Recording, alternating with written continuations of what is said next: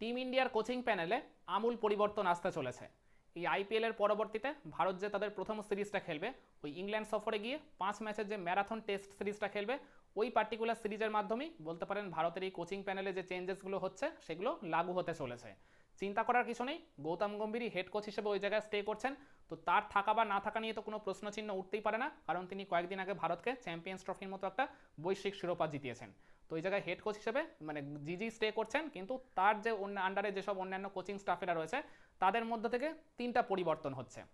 তো এই 3টা পরিবর্তনের প্রথমটা হলেন ওই অভিষেক নায়ার, যিনি এই মুহূর্তে গৌতম গম্ভীরের আন্ডারে অ্যাসিস্ট্যান্ট কোচ হিসেবে দায়িত্ব পালন করছেন। তো তার প্রস্থানটা কিন্তু টিম ইন্ডিয়া থেকে কনফার্ম, সেটা আপনি বলতেই পারেন। আর এরপর আসবে টি দিলীপের নাম, যিনি এখন ওই ফিল্ডিং কোচ হিসেবে কর্মরত রয়েছেন। তো তারও এই জায়গার কি বিদায়টা নিশ্চিত, সেটাও কিন্তু মোটামুটি ঠিক হয়ে গেছে। আর এছাড়া স্ট্রেংথ অ্যান্ড কন্ডিশনিং কোচ হিসেবে যিনি এই মুহূর্তে টিম ইন্ডিয়ায় কাজ করছেন, সোহম দেশাই, তো তারও এক্সিটটা কিন্তু এক প্রকার কনফার্ম। তো এই 3জনকে কিন্তু বিসিসিআই ছেটে ফেলতে চলেছে এবার। মানে এদের পরিবর্তে কিন্তু মানে নতুন কোচিং স্টাফ যারা হবেন, মানে তাদের নামও কিন্তু অলমোস্ট আর কি ঠিক হয়ে গেছে। ওই স্ট্রেংথ অ্যান্ড কন্ডিশনিং কোচ হিসেবে কিন্তু এই জায়গায় এবার টিম ইন্ডিয়ার দায়িত্ব নেবেন অ্যাড্রিয়ান লিরক্স। এই সাউথ আফ্রিকান কিন্তু এই মুহূর্তে মানে পাঞ্জাব কিংসের আবার স্ট্রেংথ অ্যান্ড কন্ডিশনিং কোচের দায়িত্ব পালন করছেন। তো ডেফিনেটলি মানে এই জায়গায় মানে টিম ইন্ডিয়ার দায়িত্ব নিতে গেলে পাঞ্জাব কিংসের দায়িত্ব কিন্তু তাকে ওই জায়গায় ছেড়েই তারপর মানে টিম ইন্ডিয়ায় কাজ করতে হবে।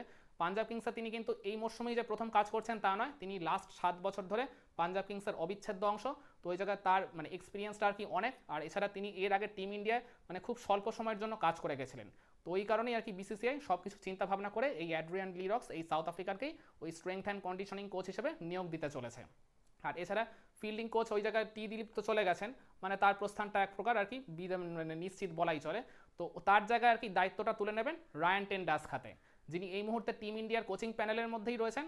বা মানে তার ওই জায়গায় ট্যাগটা হচ্ছে অ্যাসিস্ট্যান্ট কোচ, কিন্তু তিনি এইবার অফিসিয়ালি ফিল্ডিং কোচের দায়িত্ব নেবেন। মানে গৌতম গম্ভীরের আন্ডারে তিনি যখন ওই কেকেআরের কোচিং স্টাফের দায়িত্ব পালন করতেন, তখন কিন্তু তিনি ফিল্ডিং কোচ হিসেবে এই দায়িত্বটা তার ছিল। তো ওই জায়গায় আর কি টিম ইন্ডিয়া যেহেতু টি দিলীপ অলরেডি ফিল্ডিং কোচ হিসেবে আর কি আগে থেকেই ছিলেন, সেই কারণে তার রোলটা ওই জায়গায় অ্যাসিস্ট্যান্ট কোচের থাকলো। এইবার তিনি অফিসিয়ালি ফিল্ডিং কোচের আর কি দায়িত্বটা তুলে নিচ্ছেন।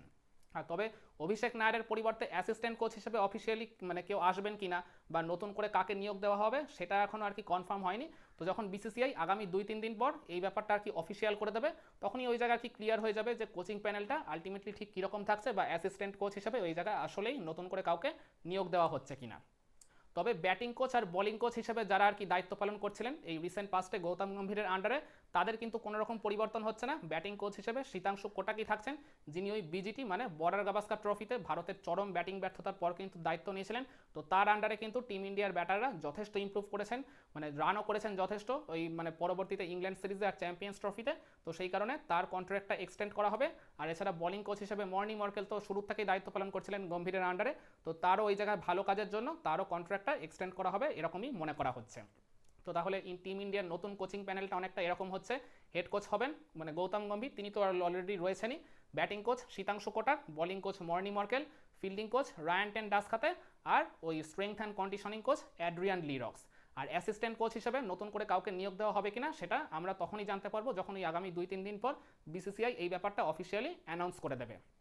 আর এই জায়গায় যে মানে ওই 3জন যে আর কি মানে কোচের প্রস্থান ঘটছে, বা ওই জায়গায় তাদের সাথে যে জুন পর্যন্ত এই কন্ট্রাক্ট রয়েছে সেটা নবীকরণ করবে না বিসিসিআই, সেটা মানে তারা অলমোস্ট আর কি অফিসিয়ালি অ্যানাউন্স করেই দিয়েছে বলতে পারেন।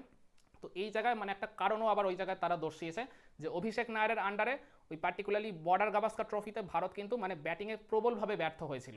মানে মূলত ব্যাটিং ব্যর্থতার জন্যই কিন্তু ভারতকে ওই মানে টেস্ট সিরিজটা আর কি বাজেভাবে হারতে হয়েছে, যে কারণে ভারত কিন্তু ওই মানে আসন্ন ওয়ার্ল্ড টেস্ট চ্যাম্পিয়নশিপে ফাইনালেও কিন্তু খেলতে পারছে না। তো মূলত সেইটাই আর কি কারণ হতে চলেছে অভিষেক নায়ারের এই টিম ইন্ডিয়া থেকে প্রস্থানের জন্য। আর এছাড়া ফিল্ডিং কোচ হিসেবে টি দিলীপ, তিনি তো খুব ভালো কাজই করেছেন। মানে একটা কথা মনে রাখবেন, তিনি কিন্তু এই গৌতম গম্ভীরের আন্ডারেই আর কি যে স্টার্ট করেছিলেন তা নয়, তিনি কিন্তু রাহুল দ্রাবিড়ের সময় থেকেই ছিলেন। তো রাহুল দ্রাবিড়ের সময় কিন্তু তিনি যথেষ্ট ভালো কাজ করেছিলেন, তার আন্ডারে কিন্তু টিম ইন্ডিয়ার ফিল্ডাররা ফিল্ডিংয়ে যথেষ্ট আর কি ইম্প্রুভমেন্ট ঘটিয়েছিল। কিন্তু মানে গৌতম গম্ভীরের আন্ডারে তিনি রয়ে গেছিলেন মূলত রোহিত শর্মার আর কি মানে রেকমেন্ডেশনই। রোহিত শর্মা টি দিলীপকে প্রবলভাবে চেয়েছিলেন বলেই আর কি গৌতম গম্ভীরের কোচিং প্যানেলে তিনি রয়ে গেছিলেন।